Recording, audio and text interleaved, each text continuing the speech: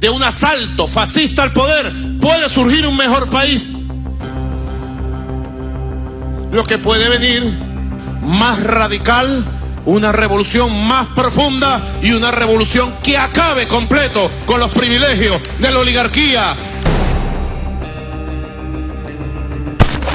No permitamos que el régimen se burle de nosotros, que nos someta a la oscuridad, a la anormalidad.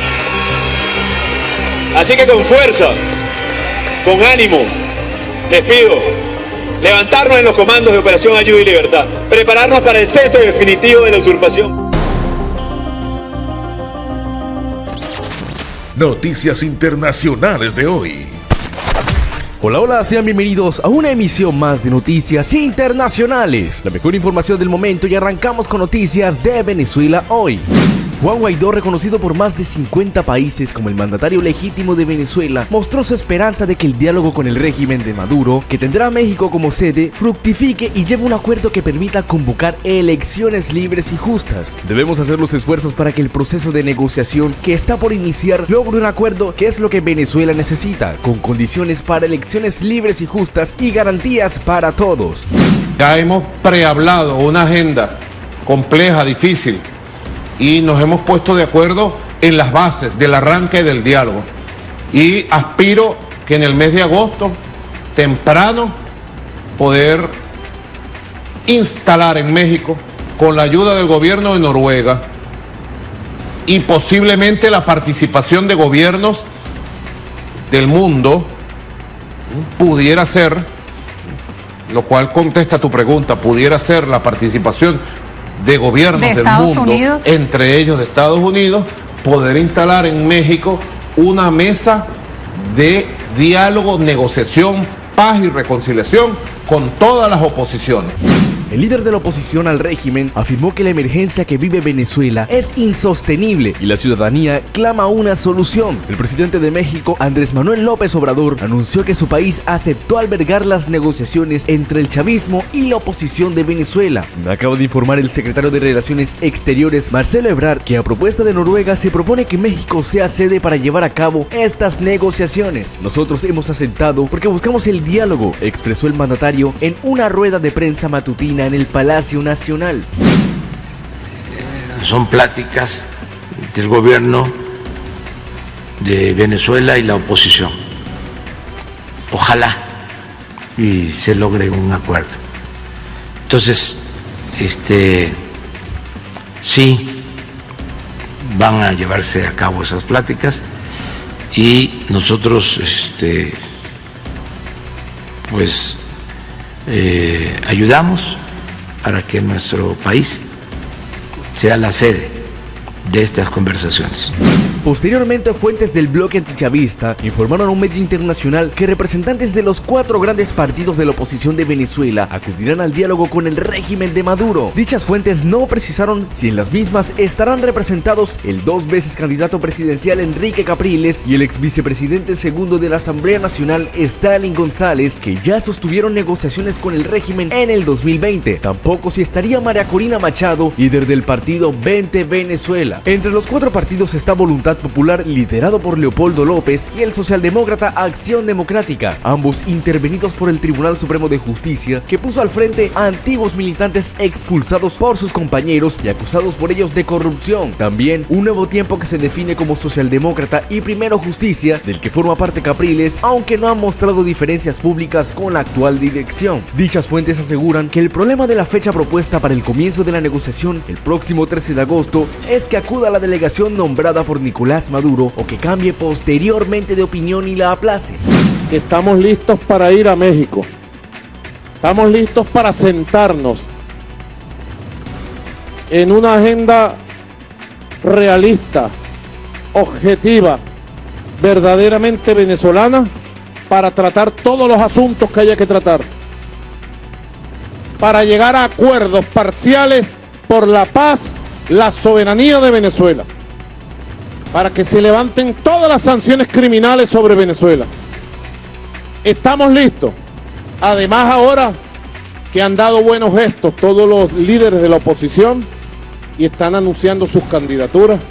Por otra parte, el abogado defensor del opositor venezolano Freddy Guevara, secuestrado y luego detenido el pasado 12 de julio tras ser acusado de delitos de terrorismo y traición a la patria, Omar Mora denunció nuevas violaciones de los derechos humanos del proceso contra su defendido, considerado por la oposición como un preso político. Según el letrado de la defensa, ha ejercido un control judicial ante el tribunal que lleva el caso de Guevara para que sean respetados los derechos que están siendo vulnerados. Insistió en que Guevara tiene derecho a estar en contacto con sus abogados para preparar su defensa de la etapa de investigación y, sin embargo, el régimen de Maduro impide el acceso a la totalidad de las actuaciones, lo que perturba el derecho a la defensa. ¿Qué es lo que quieren? Evitar que podamos defender para seguir fabricando pruebas en su contra, inclusive testimonios falsos para poder fundar las imputaciones sobre las cuales versa su caso. Pues no lo vamos a permitir, subrayó el abogado, y además reiteró que se continuarán haciendo las denuncias correspondientes porque la vida de Freddy Guevara peligra en este momento por problemas de salud.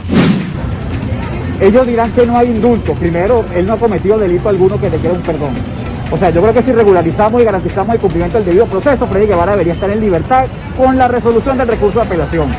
Si aquí hay justicia, si aquí hay sentido común, si aquí impera la sensatez, una decisión de esta naturaleza es imperativa y debe producirse de inmediato. Ya la inteligencia nacional, que ha recibido alimentación, eso sí, ha permanecido total y absolutamente incomunicado de sus familiares y de sus abogados, por supuesto, como estuvimos denunciando desde el momento de su detención. ¿Qué vamos a hacer? Bueno, en principio, evidentemente estamos ante una detención total y absolutamente arbitraria que carece de todo fundamento. Iremos a las instancias correspondientes a hacer estos reclamos, tanto a la Oficina del Alto Comisionado de las Naciones Unidas, y dirigiremos las peticiones a la misión de determinación de hechos, como lo haremos ante el grupo de trabajo de detención arbitraria en principio.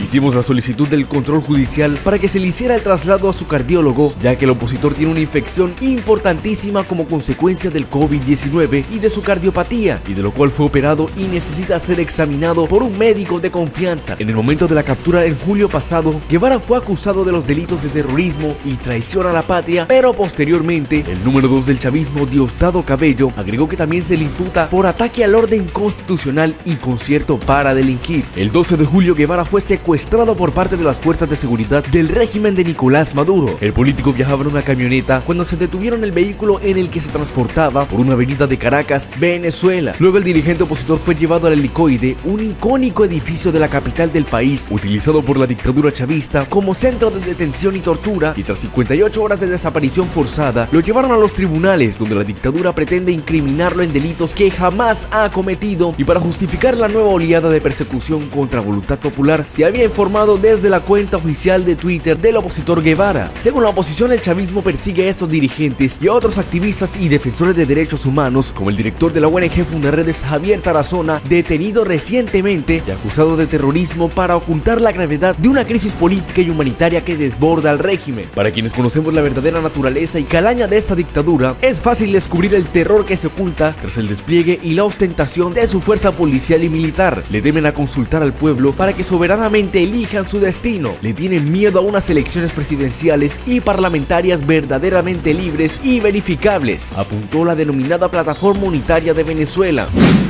Decidí quedarme en mi país a pesar de todos estos problemas y de la posibilidad de que me volvieran a detener, sabiendo que estamos en un régimen dictatorial, pero estoy absolutamente convencido de que hice lo correcto y de que voy a seguir haciendo lo correcto. A todos ustedes les digo que voy a seguir hacia adelante, que por más que el régimen reprima, sigo creyendo que la ruta es lograr un acuerdo de salvación nacional, y eso podrá ser contradictorio, ¿no?, con lo que uno piensa que debe reaccionarse en este tipo de momentos, porque ¿por qué no dirá por qué se reprime o por qué negociar con una dictadura?